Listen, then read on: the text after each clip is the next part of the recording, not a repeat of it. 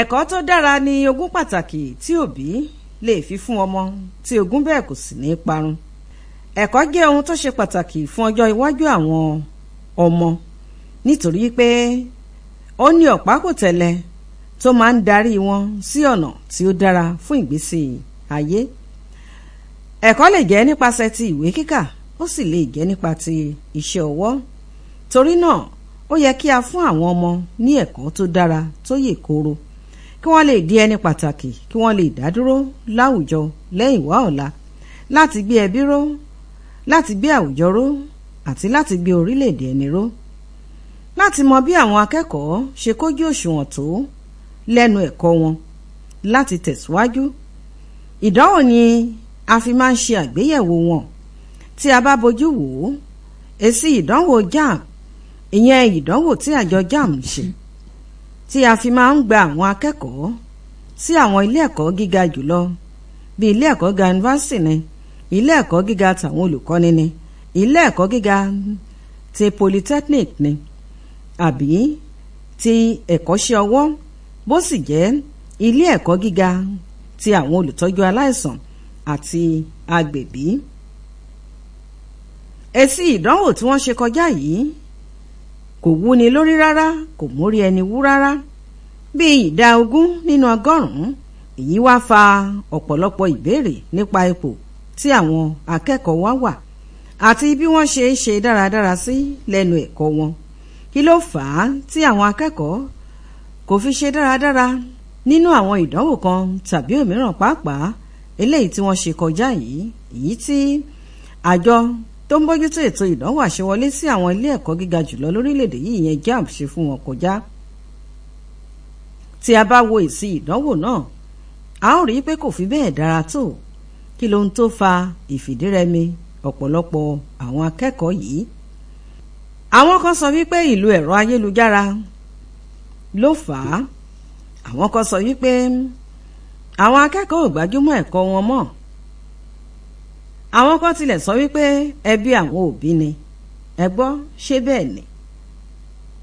àlejò wa lórí ètò Jẹun Wí Tèmi lónìí ti wà ń kalẹ̀ láti bá wa sọ̀rọ̀.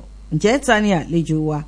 àlejò wa ni ọ̀mọ̀wé Ọmọ́tọ́lá Ọ̀yálọ́wọ̀, tí wọ́n jẹ́ counseling and school psychologist láti ilé ẹ̀kọ́ gíga Federal College of Education èyí tó wà ní Òṣèlè nílùú Abẹ́òkúta.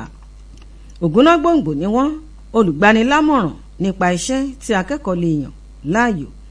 àlejò wa ọ̀mọ̀wé Ọmọ́tọ́lá Ọ̀yálọ́wọ̀, ẹ káàbọ̀ sórí ètò Jẹun Wí Tèmi.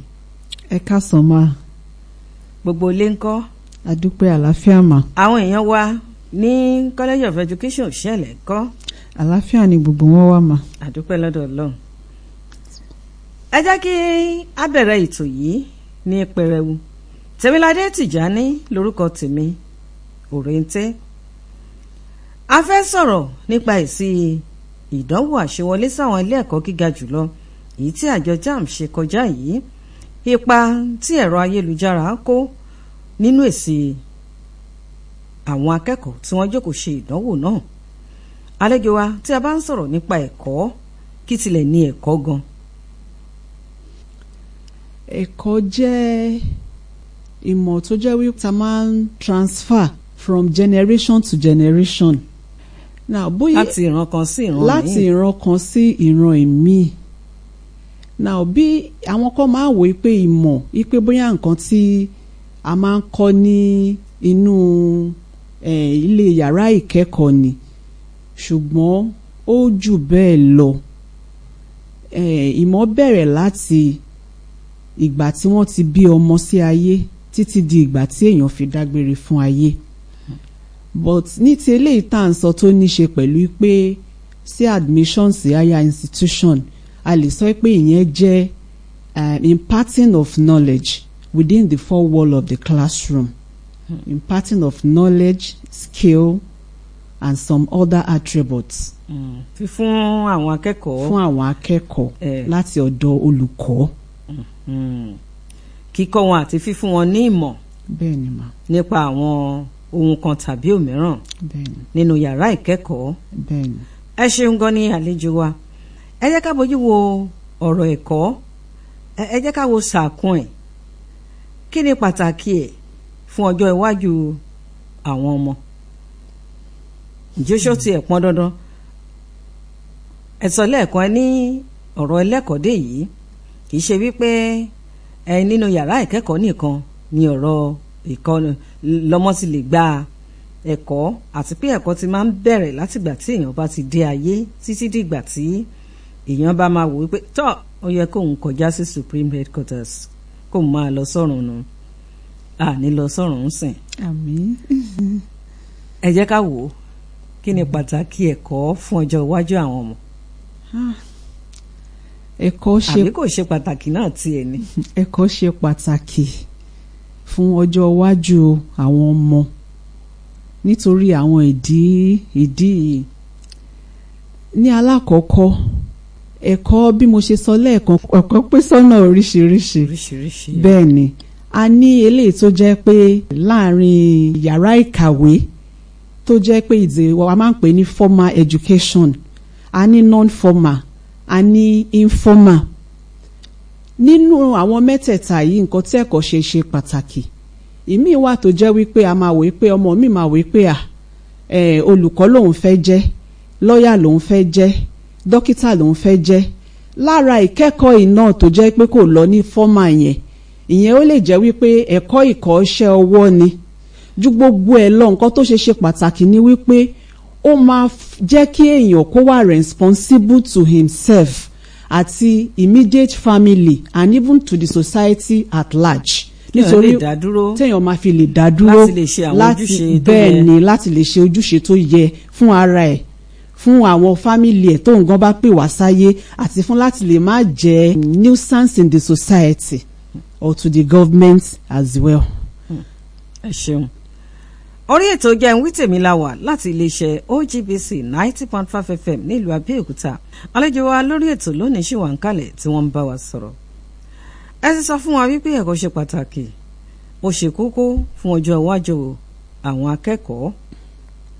Ẹ̀kọ́ yìí ẹ jẹ́ ká wá mú wá sí àwùjọ, ẹ jẹ́ ká wo àárín àwùjọ. Ipa wo ló ń kó láwùjọ?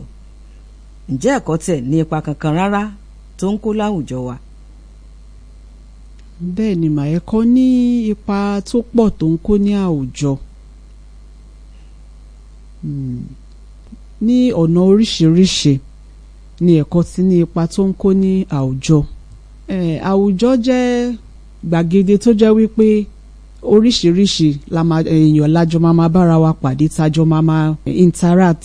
Ẹ̀kọ́ fún oníkálukú ní ìmọ̀ láti mọ ìwọ̀ntúnwọ̀nsì ibi tí kí ni your own responsibility and obligation as a citizen.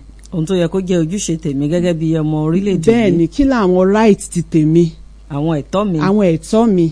Níbo ni ẹ̀tọ́ tẹlòmíì ti bẹ̀rẹ̀?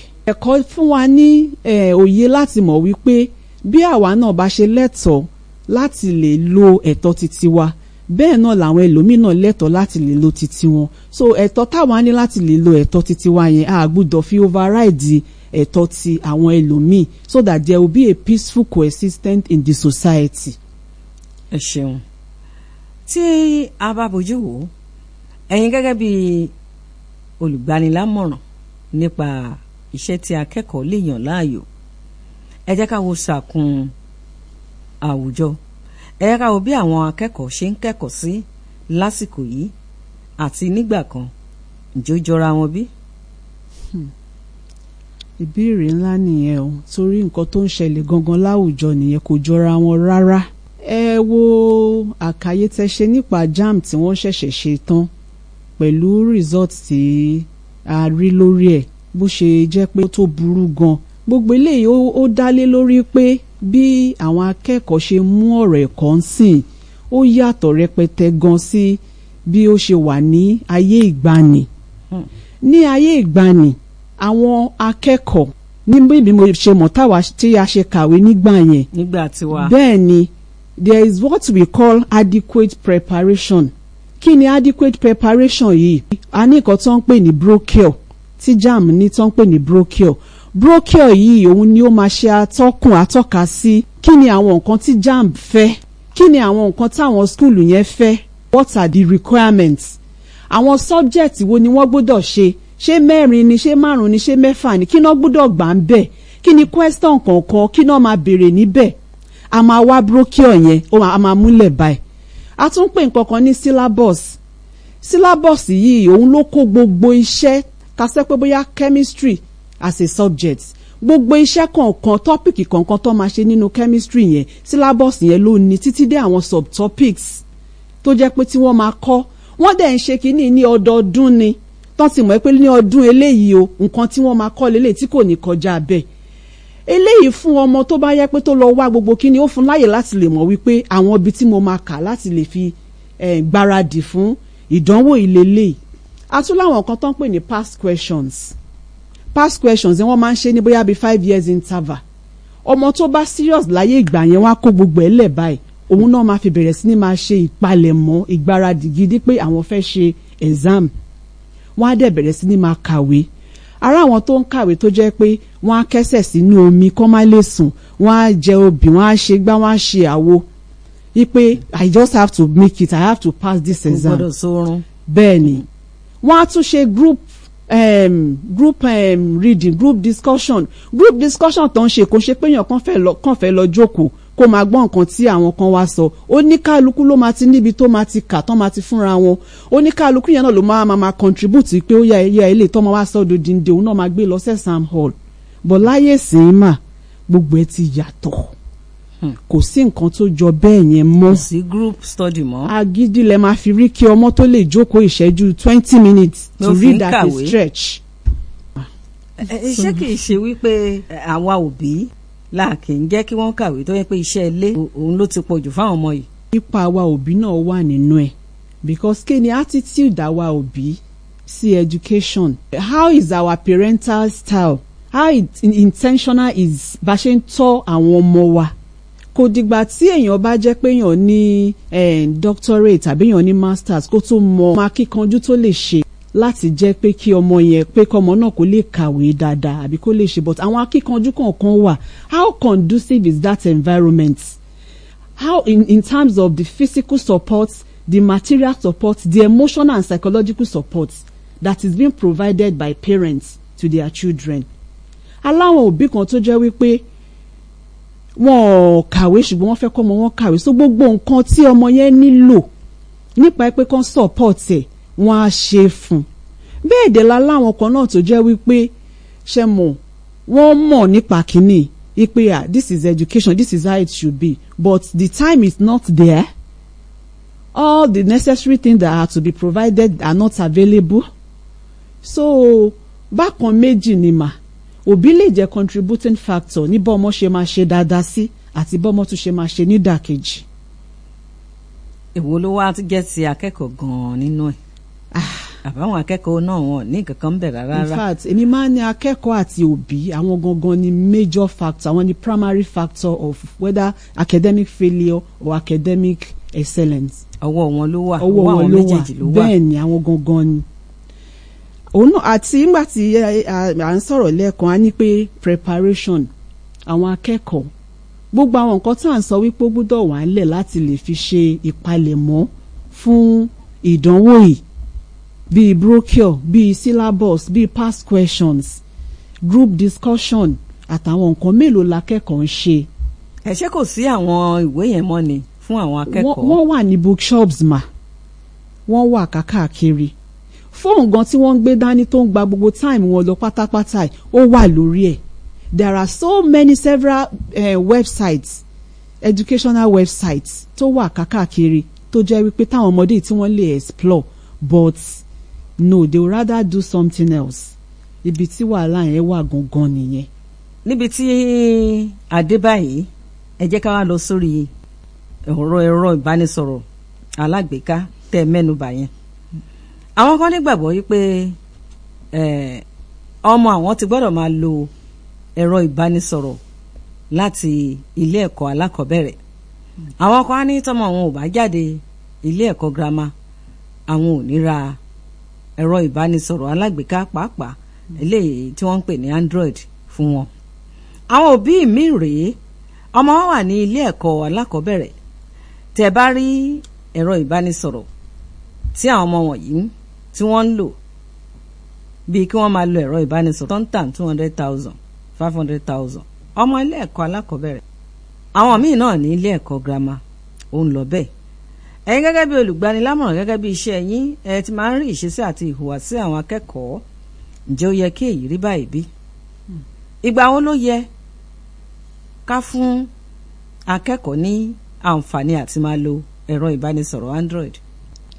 ẹ̀rọ ìbánisọ̀rọ̀ ó ní time tí ó yẹ kí àwọn òbí kan fún àwọn ọmọ. ó kò dára tó láti jẹ́ pé káwọn ọmọ yẹn kàn máa lo ẹ̀rọ yẹn láti ibi primary school tó bá shift láti secondary school ó dáa. ó dẹ̀ máa dáa tí wọ́n bá lè jẹ́ wípé wọ́n monitor nǹkan tí àwọn ọmọ yẹn tó ń wò lórí ẹ̀.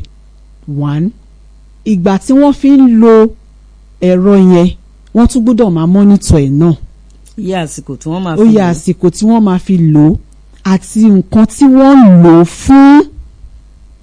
ó ṣe pàtàkì. báwo nìyẹn ṣe máa ṣe é ṣe sí nígbà tí ìṣepá máa tẹ̀lé wọn jáde ṣe mọ̀ pé wọ́n máa mú fóònù yẹn náà dání jáde. ó nígbà tó jẹ́ pé ó yẹ kán gbà láti máa mú jáde. nítorí pé àǹfààní tó wà nínú àwọn ẹ̀rọ yìí òun ló ṣe jẹ́ wípé gan-an wípé ó yẹ kán ti máa jẹ́ kán máa lò ní secondary school nítorí àwọn àǹfààní kọ̀ọ̀kan tó jẹ́ pé tó bá yẹ pé òun gangan ni wọ́n torí ẹ̀ ṣe ń lò tó dáa fún.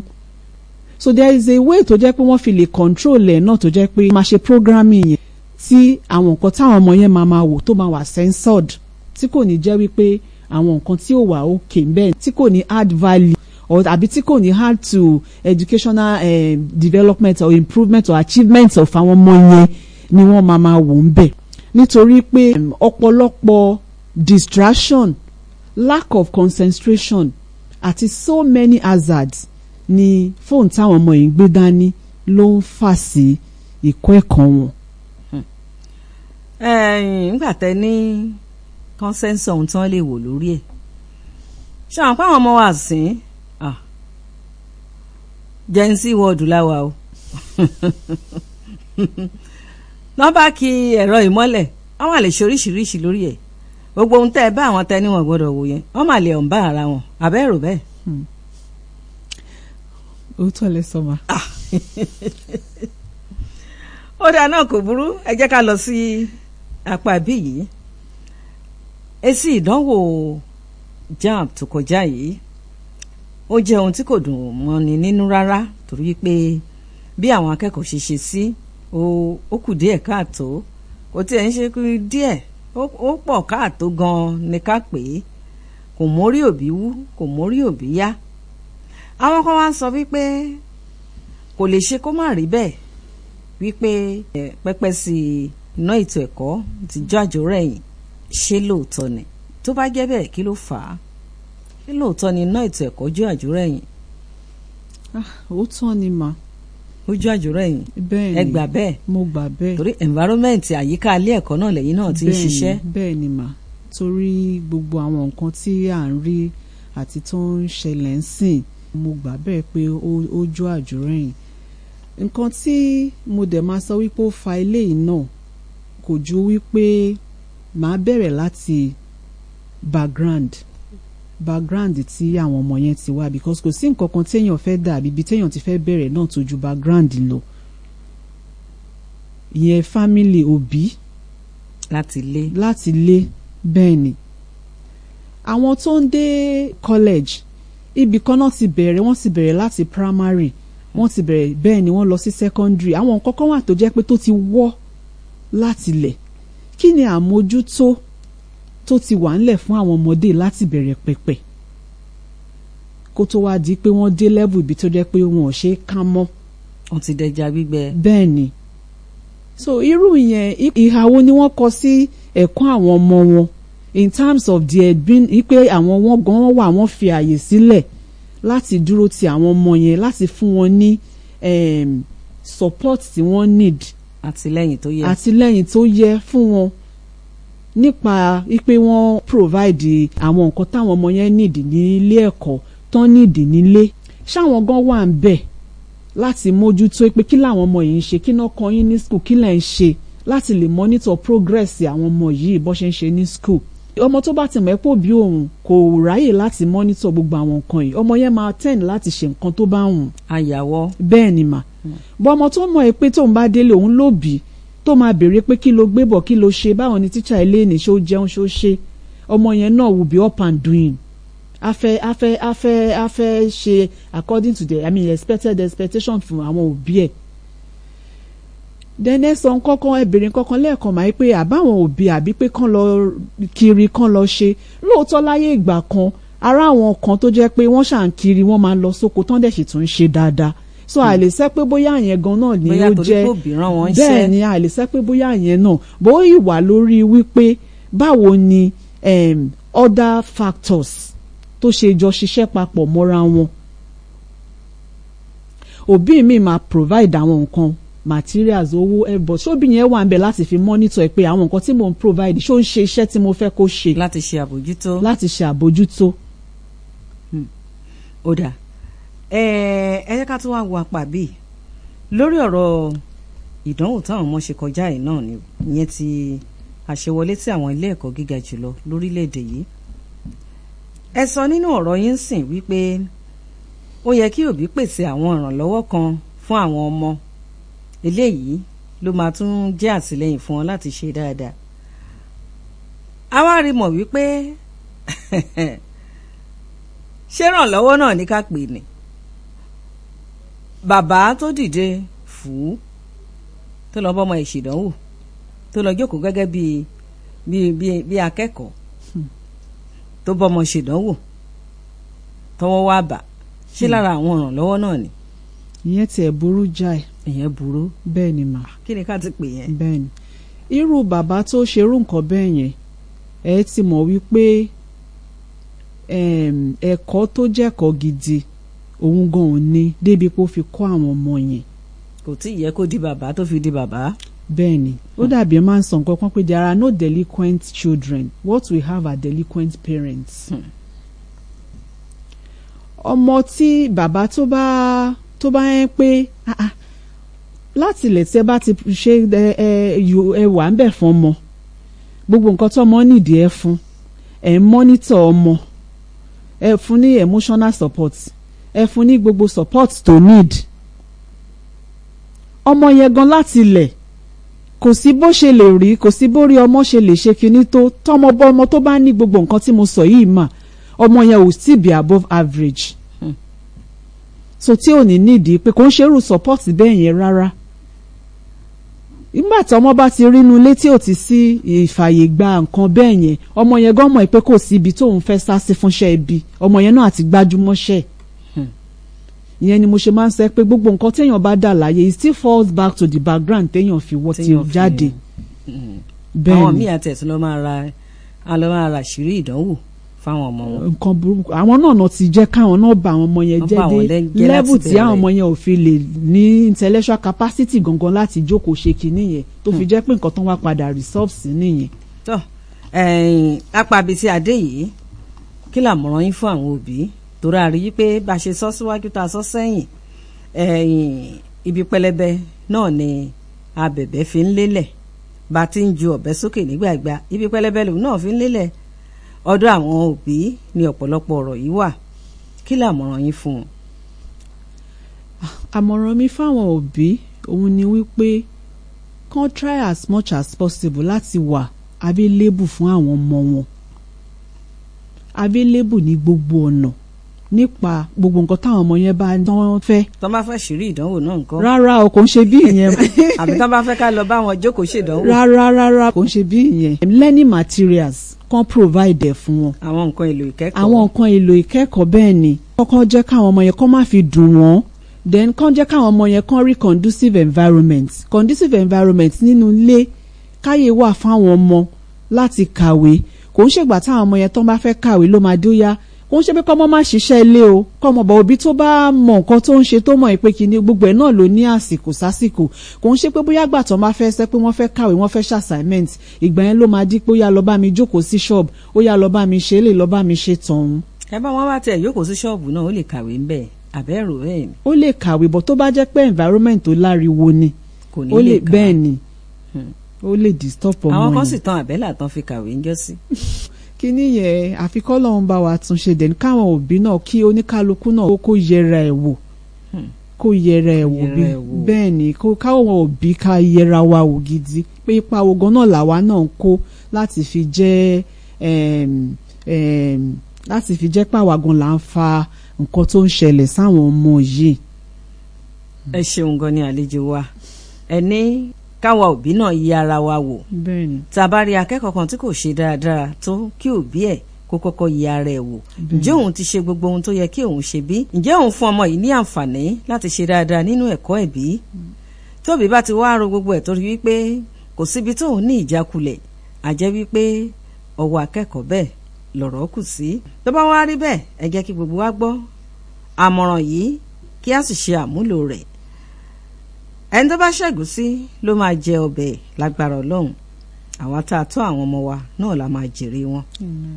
níbi ni a ti mẹ́nu dúró lórí ètò Jẹ́ n Wí Tèmi lónìí a dúpẹ́ púpọ̀ lọ́wọ́ àlejò wa lórí ètò náà ọ̀mọ̀wé Ọmọ́tọ́lá Ọ̀yálọ́wọ̀ ògúnnágbòǹgbò ni wọ́n onímọ̀ ni wọ́n counseling and school psychologist ni wọ́n tí wọ́n jẹ́ onímọ̀ nípa olùgbanilámọ̀ràn nípa iṣẹ́ tí akẹ́kọ̀ọ́ lè yàn láàyò láti ilé ẹ̀kọ́ gíga tàwọn olùkọ́ni síjọba àpapọ̀ tó wà ní Òṣìẹ̀lẹ̀ ní ìlú Abẹ́òkúta Federal College of Education FCE Òṣìẹ̀lẹ̀ àdúpẹ́ púpọ̀ lọ́wọ́ yín pé a pè yín wá sórí ètò Jẹ́ n Wí Tèmi lónìí ẹ̀yin náà ti sọ tiyín lónìí alérò pé tá a bá tún pè yín nígbà míì ẹ̀ tún jẹ́ wa ẹ ṣé àdúpẹ́ lórúkọ gbogbo àwọn tí a jọ pọ̀ ètò yìí pọ̀ tó fi di odidi àwọn ojú ẹ̀rọ wa ní Bùkọ́lá Ọlátúnjí nígbà tí Abíọ́dún Ògúndípẹ̀ jẹ́ olóòtú ètò